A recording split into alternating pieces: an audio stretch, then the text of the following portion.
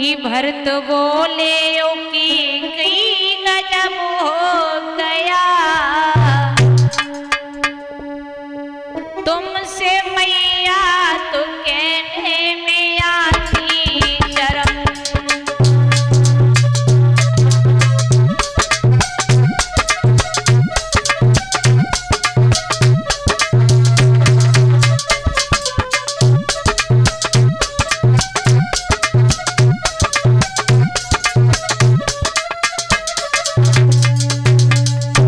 और ये भजन उस समय का है जिस समय भगवान श्री राम और लक्ष्मण और सीता मैया वनवास के लिए चली गई।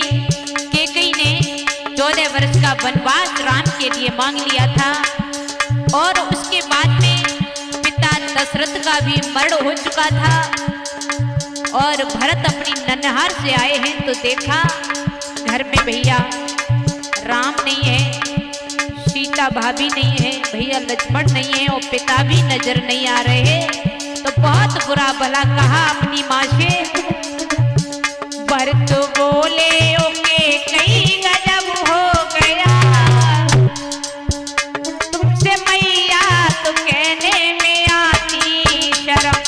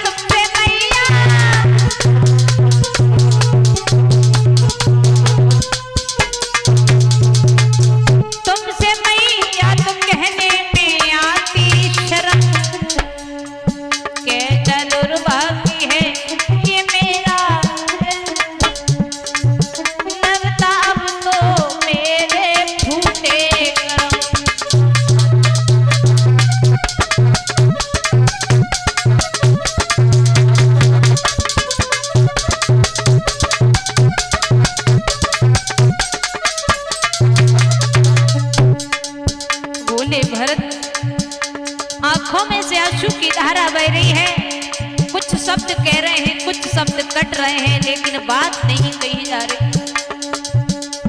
घर का हाल बेहाल हो चुका है, ऐसा मालूम पड़ रहा है इस राजभवन में कोई है ही नहीं है। दिखने में बड़ा सूना सूना लग रहा है। भरत बोले अपनी माँ से, राज हमको लिया वन उनको दिया, इतनी कहने में तुमको न लगी शर्म।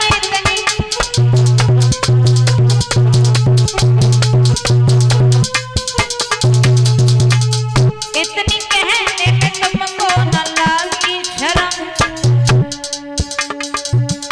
मुझे पड़ता है मालूम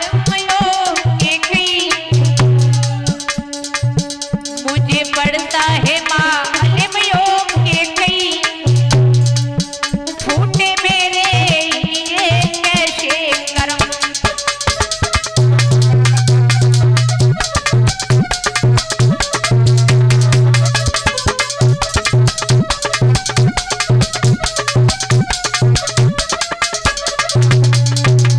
भरत बोले ओके कई गजब हो गया, भरत बोले ओके कई गजब हो गया, तुमसे मैया तो कहने में आती शर्म।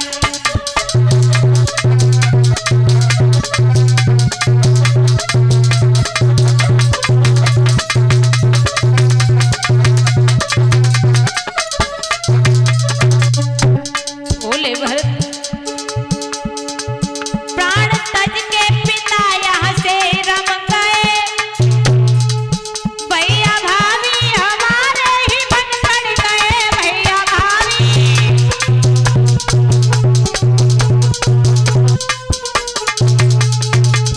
भैया भाभी हमारे ही बन पड़ गए।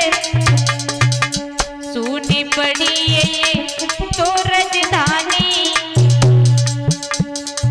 सुनी पड़ी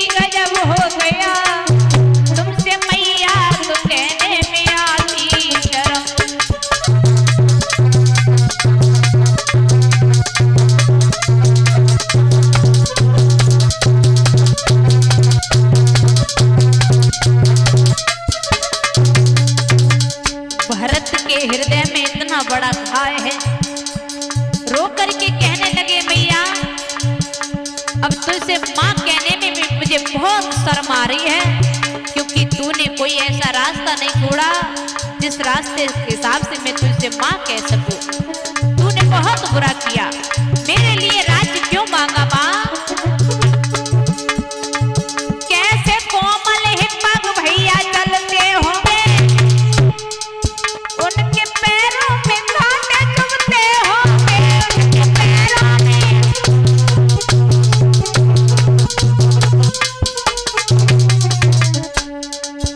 हे माँ, तू बड़ी अभागिनी है।